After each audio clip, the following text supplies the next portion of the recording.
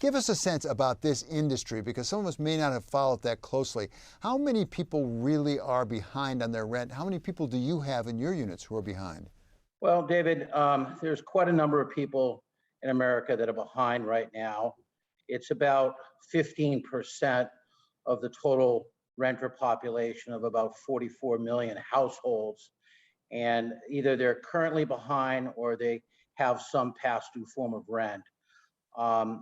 However, the situation has improved for many of us because more people are working as the economy has improved. And I think if you look at current statistics, it's probably less than 5% of the renter population that is currently not paying, either because they're choosing not to pay due to the eviction moratorium, or they simply cannot pay. So the situation has improved, but there is a lot of past due rent that's affecting particularly the small landlord. The corporate landlords are hurting as well, but to the extent that this problem is really harshly affecting the small landlord that's deriving passive income or retirement income from the rental of apartments. As I listen to you and as I read about this, it sounds like this is a somewhat troubled business right now. Is investing in and owning rental units right now, is that a good business?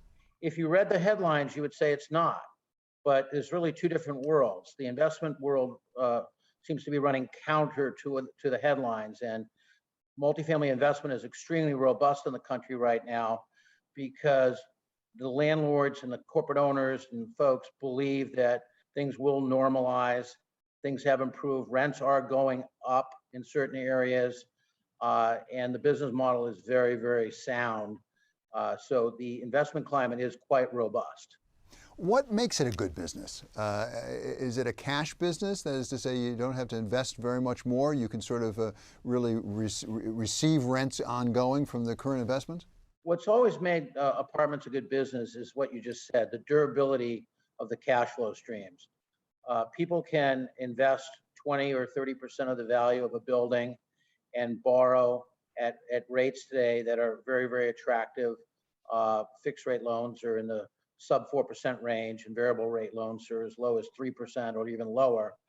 And if they can buy at a cash on cash return of say 5 or 6%, they're making a spread on their money. Rents do grow, and there is economic benefits through depreciation and other factors that improve that durability of cash flow over a long period of time. What about the demand and the supply of rental units and the demand for those units? I assume in part they go against home ownership. That as home ownership goes down, people have to rent more. But what is the supply and demand situation? Is there an excess of demand right now?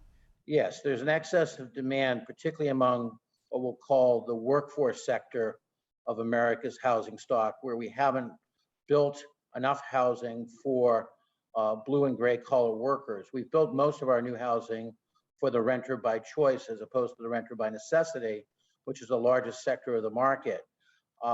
People are renting longer in the life cycle of their lives as opposed to owning homes longer. So there's more of a demand placed now upon rentals as we've become more of a rental society. Our homeownership rate in the country has dropped from as high as high 60s, maybe 69% of all American households 12 years ago, to low 60s, 63%. So there's been a major shift toward rentership, which many folks in the business think is permanent. If there has been something of a shortage of supply, is the market going to correct on that? That is to say, are we going to start producing more rental housing stock to sort of adjust that marketplace?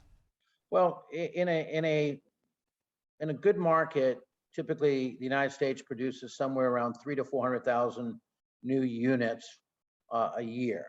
Right now, construction costs have risen extremely high due to some of the shortages during COVID, as well as labor shortages. And that's going to slightly slow down the production of new housing.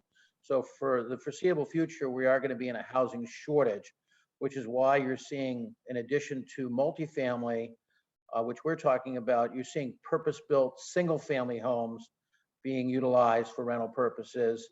And that's become another class of rentership, if you will. So there's a tremendous demand to house America's workforce, still undersupplied, and that's what makes it a very good investment business. And finally, Bob, are you seeing inflation? Because we hear some economists concerned about the possibility of rising housing prices, both on the ownership side but on the rental side. Are you seeing that in your units? Are you raising prices? We are. We are trying to do so thoughtfully because we don't want to price out the renter, but we're facing higher labor costs, higher cost of goods when we're renovating, and so forth. So we are, in fact, seeing core inflation. It's not spiraling, but we are seeing inflation.